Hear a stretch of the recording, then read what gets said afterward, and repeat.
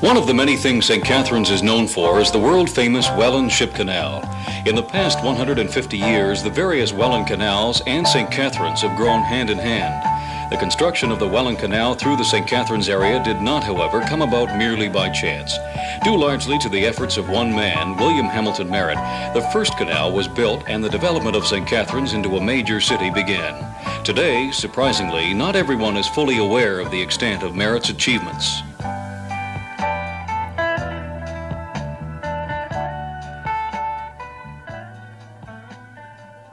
I know him. I didn't know him personally, but I know that he had a big building on Ontario Street.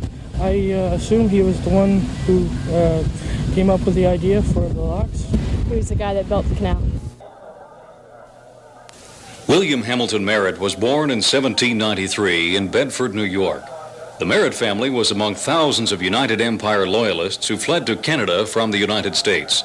The Loyalists were people who retained their allegiance to Britain and wanted no part of the American Revolution.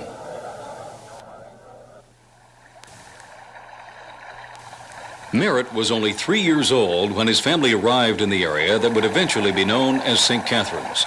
They staked a claim of 200 acres along 12 Mile Creek.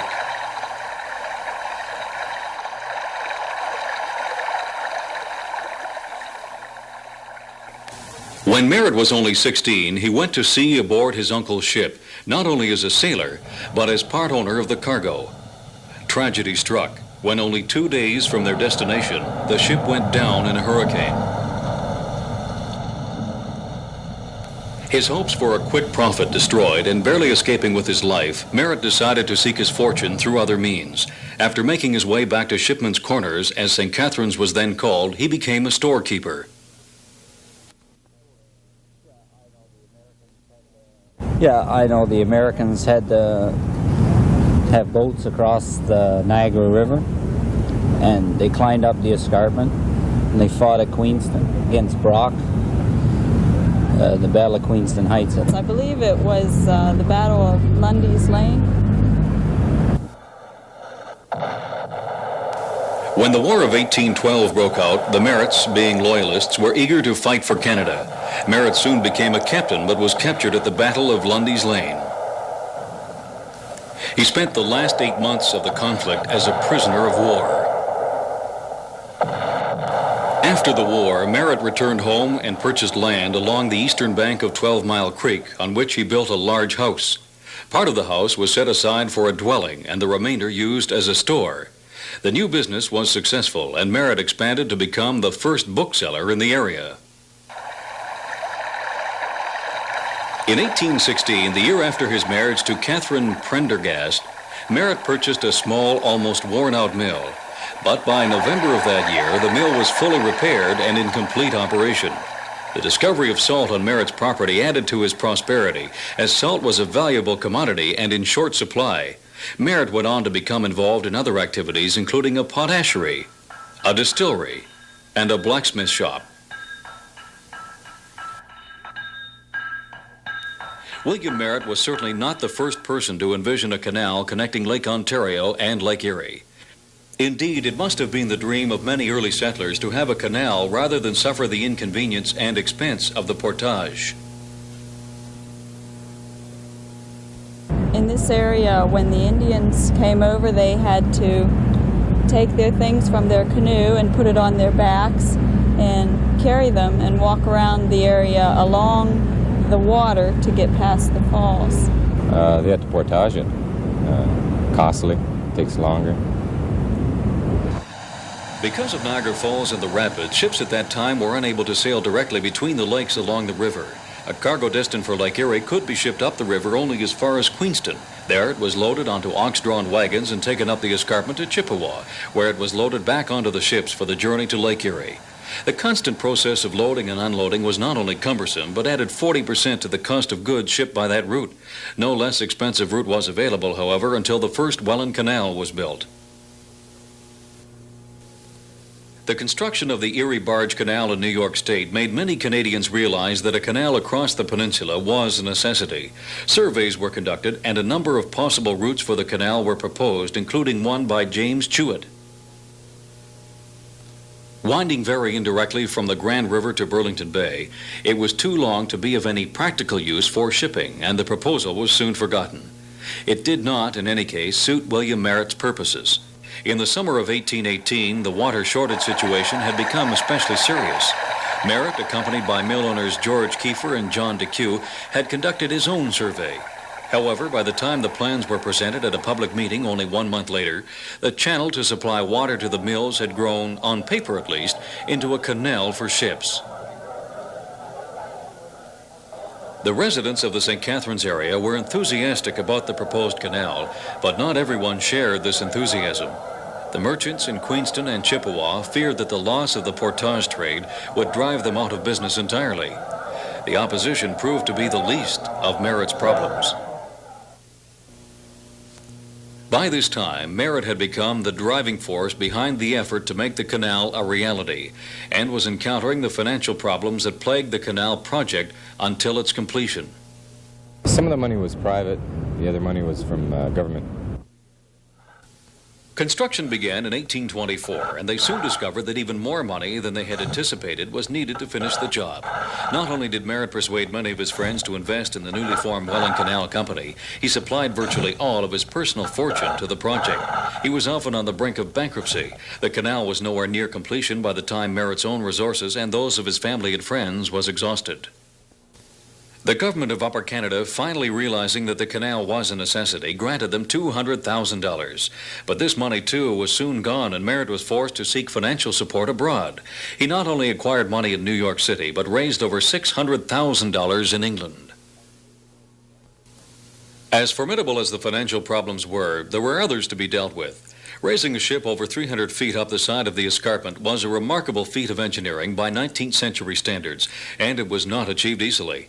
Having only shovels, pickaxes, and muscle power at their disposal, the workers were faced with the task of moving hundreds of thousands of tons of earth. There were many cave-ins, and parts of the canal had to be redesigned and rebuilt after it was discovered that the original plans were not practical.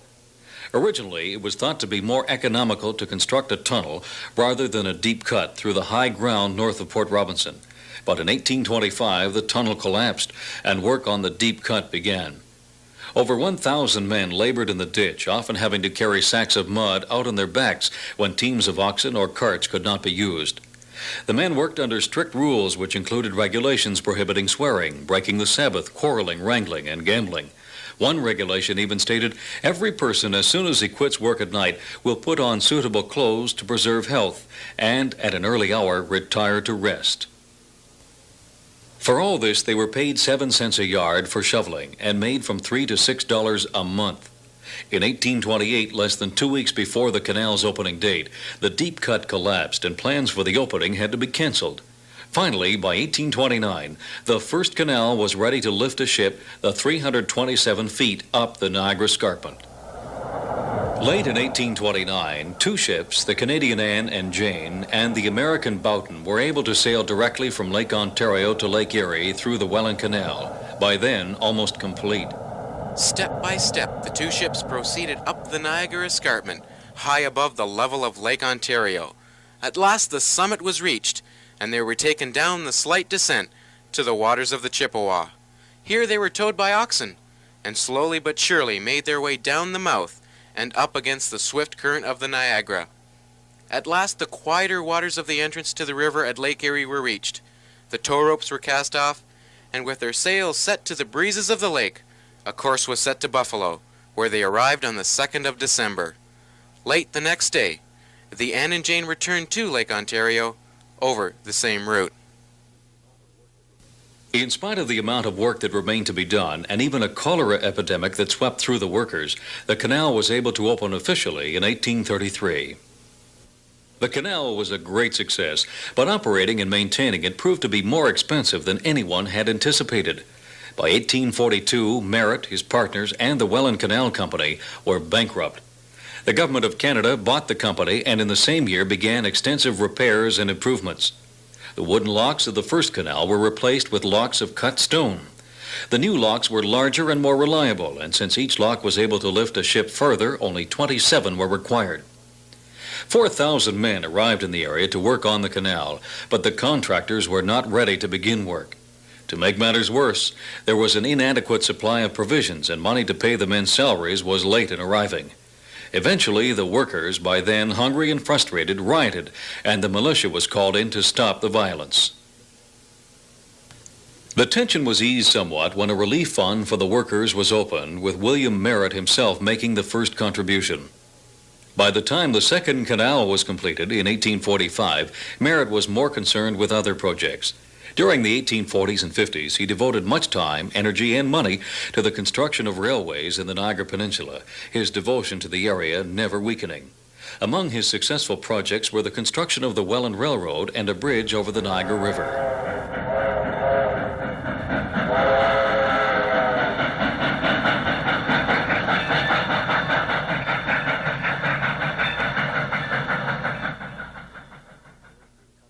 Merritt also served his country in Parliament, serving in Upper Canada's legislature through the 1830s, and as a member for Lincoln all through the 40s and 50s in the Legislative Assembly of Upper Canada. Before Merritt's death in 1862, he was able to see the realization of his greatest achievement, the building of the first Welland Canal, and the improvements which transformed it into the Second Canal.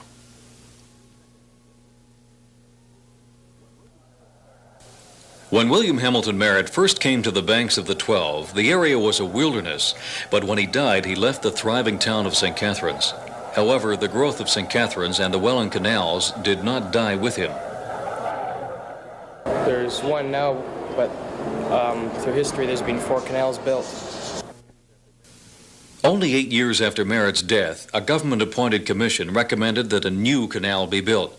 The existing locks were fast becoming obsolete due to rapid development in the shipping industry. Completed in 1881, the third Welland Canal followed the same route as the second from Lake Erie to a point 3 miles above the Niagara Escarpment, and then followed a more direct line to Port Dalhousie on Lake Ontario. Besides being larger and able to accommodate larger vessels, the new canal also had electrically operated gates and electric lighting, and the number of locks was reduced to 26. But even this new canal proved inadequate within a short time, as even larger ships began plying the Great Lakes. By 1912, plans had been made for enlarging the canal in order to keep pace with the demands of shipping. Construction was halted during World War I, but continued until the opening in 1932. This fourth canal, the Welland Ship Canal, was designed to handle ships of any conceivable size. It differed from its predecessors not only by reducing the number of locks to 8, but by following an almost directly north to south route, the northern port of entry now being Port Weller instead of Port Dalhousie. Each lock lifts a ship on the average over 46 feet and is considerably larger than the locks of the former canals. The highlight of the Welland Ship Canal is a group of flight locks which carry ships over the escarpment in 3 stages. Today, ships from over 75 countries around the world sail the canal. Things certainly have changed since William Hamilton Merritt's first Welland Canal, when it took tiny schooners 24 hours to make the passage from Lake Ontario to Lake Erie. Now, huge lakers and ocean-going vessels take much less time. To go through the Welland Canal, it usually takes about 8 hours. The Welland Canals, St. Catharines, and the Niagara area have grown hand in hand. Today, the Welland Ship Canal is a world-famous tourist attraction, and St. Catharines, a thriving major center of industry and commerce.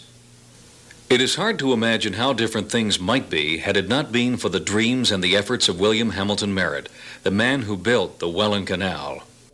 Learn a little bit today. The Honorable William Hamilton Merritt, Canada's father of transportation.